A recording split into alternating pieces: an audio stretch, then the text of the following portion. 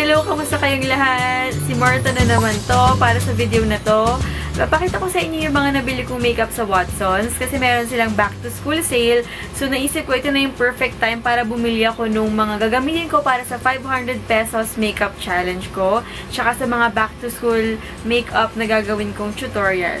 So yun, ipapakita ko lang sa inyo yung mga nabili kong yon. Tsaka meron din ako mga biniling mga lipstick na bago sa friend ko. So simulan na natin. Pasensya na pala sa ayos ko. Sobrang pambahay na, lavandera hair, at naka-duster na ako dahil ganito talaga ako pag matutulog na. Gusto ko comfy lang. Meron lang akong lipstick ngayon tsaka may natira pang makeup kasi nag-swatch nga ako ng mga binili ko kanina. Okay, so simulan na natin. Ayan, pumunta ako ng Watsons at bumili nga ako nung mga gagamitin ko sa 500 pesos makeup challenge. Hindi pala siya madali, guys. Sobrang hirap pala. Parang nung namimili ako, parang paano ko ba kukumpleto to? Na parang lahat na ng aspect ng mukha mo, meron ka nang mabibili sa halagang 500 pesos lang. Pero buti na lang, merong sale yung Careline tsaka yung Everbilena ngayon na back to school. Na pag naka 500 pesos ka, both Everbilena tsaka Careline combined, kahit anong piliin mo dun, meron kang libreng lipstick tsaka libreng blush on. So, na-cross out ko na sa listahan ko yung lipstick tsaka blush on dahil dun sa promo na yun. So, ito yung mga nabili ko sa Watsons. Medyo madami siya. Hindi siya 500 pesos lahat. Kasi bumili rin ako ng para sa akin yung mga gagamitin ko for my other tutorials. Magsimula tayo sa BB cream. Bumili ako nito, Careline BB cream in natural color. It says it's whitening and dermatologically tested. I'm not sure about that yet. It's the first time I'm gonna try this product. Pero yon, it's 120 pesos. So, mura na siya, diba? Tsaka, nung tinry ko siya, sinwatch ko siya dito, maganda yung coverage niya eh. So, tingnan natin kung carry siya bukas kapag tinry ko siya. Ayan. So, after nun, bumili din ako ng face powder. Pero refill lang binili ko para mas mura, 65 pesos. Kasi yung may lalagyan, 100 pesos. So, makakatipid ako ng 35 pesos dito. Meron naman ako mga sponge dyan eh, yung mga nabili ko ng isang set na mumurahin lang. So, yun na lang yung gagamitin kong pangpat nito sa mukha ko. Okay, tapos bumili din ako ng eyeshadow palette, yung brown ng Everbilena na matte. 150 pesos lang siya. Kasi naisip ko, yung dark color niya, pwedeng i-double as nose contour. Yun nga lang, hindi siya pwede for face contour kasi medyo yung color niya hindi ganun na ganun. Pang nose lang talaga siya. So, marami ka ng looks magagawa dito sa palette na to. So, yan. Tapos, bumili din ako ng Nichido na liquid eyeliner. Sale kasi sila ngayon. Yung 150 pesos nila na liquid eyeliner, 75 pesos na lang. Yan. Eyeliner ng Everbilena. Gray ang shade niya. Sana focus. Gray ang shade niya. Para sa mga dark hair like me. So, yan. Tinry ko siya dun sa shop. Okay naman siya. Parang hindi naman siya kumakalat kasi ginanon ko siya. So, gagamitin ko to para sa 500 peso makeup tutorial. Tapos, bumili din ako ng liquid concealer ng Everbilena. Bago daw nila to sabi ni ate. Yung tumulong sa akin. Meron sila doon ng stick concealer. Pero parang, nung tinry ko siya, yung creaminess niya, hindi nagbe-blend well. Unlike this one. Parang, tinry ko siya sa magkabilang mata ko. Yung isa dito, yung liquid. Yung isa dito, yung cream. Parang mas nag-brighten yung under eyes ko dito. And mas mura pa siya ng 10 pesos. 140 lang siya. So, binili ko na siya. Tapos, bumili din ako ng Careline Lippy. 90 pesos lang siya. Ang ganda kasi ng shade niya. Tsaka pwede siyang i-double as blush on din. Kasi yun naman ang ginagawa ko dati nung high school. Yung magic lipstick ko na magkano lang yata, yung 40 pesos na pampapink ng lips. Ginagawa ko din siyang blush on. So yun ang, kaya ko siya binili kasi pwede siyang i-double ang ganon. Tapos, bumili ako ng Nichido na final powder. Ano siya? 150 pesos lang siya. Tapos, naisip ko kasi, yung baking, di ba, kailangan mo ng translucent powder doon, or yung iba, yung mas mahal, yung Benay Banana Powder. Sinubukan ko siya kanina, i-bake sa under eyes ko. Kasi ang tagal ko sa Watsons mamili, dahil sobrang hirap ng bumili ng makeup na under 500 or 500 pesos na panglahatan na. So, yun, tinry ko siya sa under eyes ko. Tapos, nung binlend ko siya, okay siya. Syempre, hindi siya kasing ganda ng Benay, pero kayang-kaya siya. Kayang-kaya mo mag-bake using this. So, isa ko pang tutorial yon how to bake using cheap And affordable, I mean not cheap, affordable but effective products. Ayan. Tapos, yung nakuha kong libre sa mga binili ko ay ito, Careline Blush On. Tomato yung shade niya. Tsaka ito, lipstick ng Careline. Butterscotch. So, brownish naman siya. So, yan. Yan yung mga binili ko sa Watsons. Tapos, proceed naman tayo dun sa mga lipstick na binili ko. ColourPop siya. ColourPop lipstick. In-order ko siya dun sa friend ko kasi may uuwi galing sa States. So, yun. Nagpasabay ako ng order. Tagal ko rin itong hinintay. So, ayan. Bumili ako ng ColourPop na mini set. Foxy yung color niya.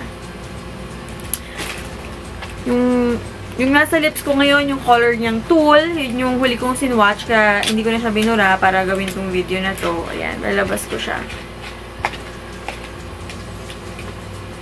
Ayan.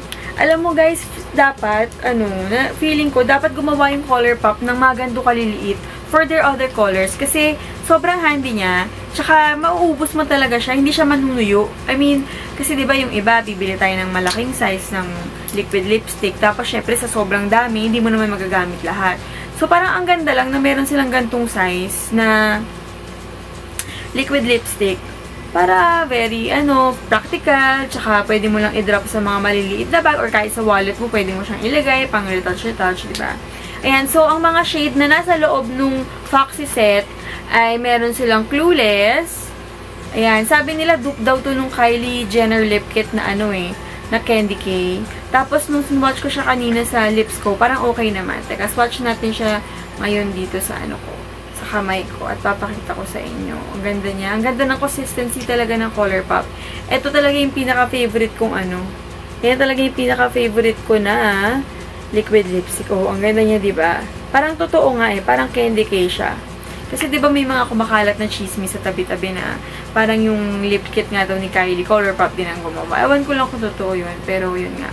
So, yan yung Clueless. Tapos, yung Tulle, ito, nakita nyo na nasa lips ko. Medyo dark, siya dark brown. Ang ganda niya. Ang ganda niya pang lang. You know, kahit wala kang, nakalagay sa mata mo.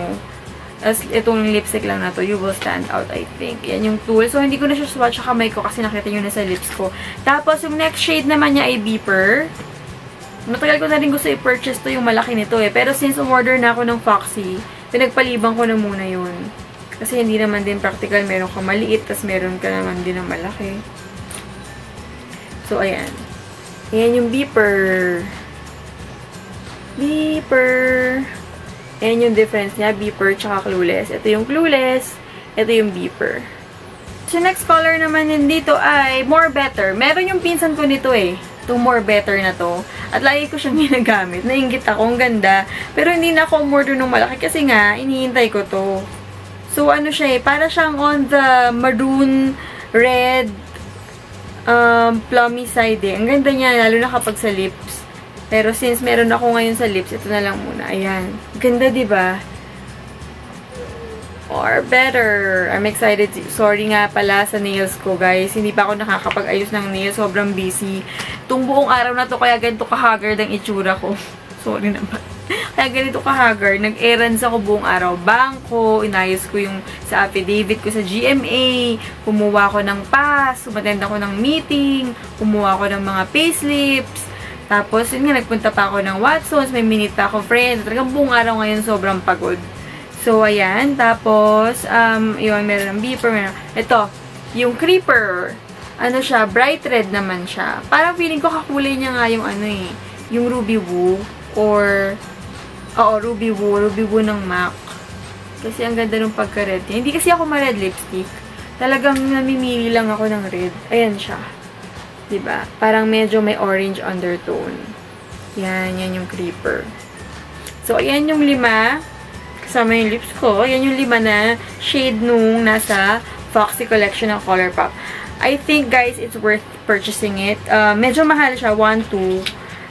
Kasi syempre, meron na silang patong kasi meron ng shipping fee, tas dinala pa siya galing sa States. So, okay lang din naman kasi mura na yun. Yung iba nga 1.4 to binibenta or 1.5.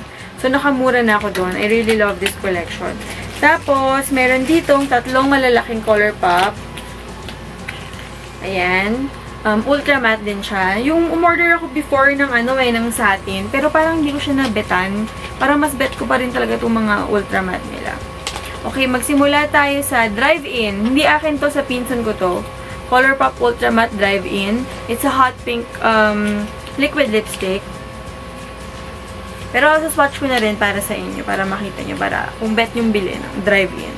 Carry siya. Hindi ako madalas magka-type talaga sa mga hot pink, pero ito sinukat ko kanina. Sobrang ganda niya. Para siyang Posy K ng Kylie Jenner. Liquid lipstick. Ayan siya. O, diba? Super pretty. Yan. Drive-In yan ng ColourPop. Yun. Tapos, yung next lipstick naman na nandito ay Stingray. Ayan, isa pa to sa mga favorites ko. Parang ang taray nung dating ko kanina nung sinukat ko to sa lips ko. Saan ko pa ba siya isa sa watch? Stingray.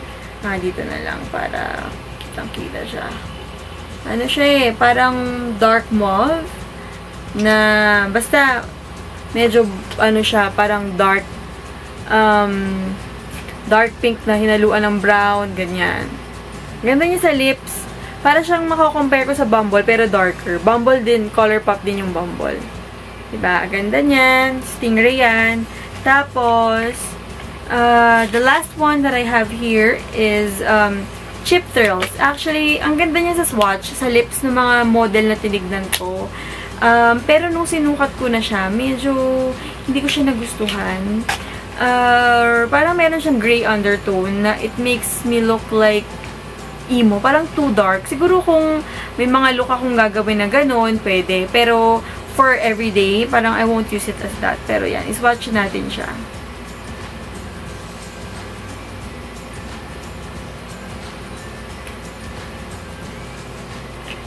Ayan. Ayan yung Cheap Thrills. Maganda siya sa kamay, diba? Pag nakaswatch. Pero iba yung, niya, iba yung itsura niya kapag, nasa bibig ko na. Ewan ko, siguro sa skin tone din, may binabagayan. Pero parang hindi ko siya masyadong nabitan nung nasa lips ko na siya. So, ayun. Ayan yung mga swatches ng mga kulay na nabili ko. So, yun na yung mga binili ko na makeup haul for today. Pinakita ko lang sa inyo kasi baka meron kayong magustuhang bilhin. Ang dami mga Instagram sellers yan na nagbebenta ng mga ColourPop. Mamili ka lang ng pinakamura. Kasi ito, $3.90 ko lang ito nakuha isa. Wala pa ako nakikitang ganong shop. Lahat $4.50. Nagbebenta sila $4.50. So, napakamura niya. Pag merong sale ulit yung friend ko ng ColourPop, isasend ko sa inyo yung link or ipapakita ko yung link sa inyo nung Instagram niya or Facebook page niya para makita nyo makabili kayo sa kanya. Kasi 60 pesos din isa matitipid nyo pag sa kanya kayo bumili. Tapos yun. Abangan nyo na lang guys yung mga look na gagawin ko sa mga pinamili ko sa Watsons na mga makeup. Mahilig ka rin sa lavandera look, katulad ko, thumbs up. Kung mahilig ka rin mag-duster dahil mainit, katulad ko, thumbs up din guys. Thank you so much for watching. Don't forget to follow me on my social media accounts. I have Facebook, Twitter, Instagram, and Snapchat popping anywhere on the screen right now and also on the link down below. Thank you so much for watching guys. Good night. Matutulog na ako. At bukas mag-film pa ako ng mga tutorials for you guys. Thank you. God bless you all.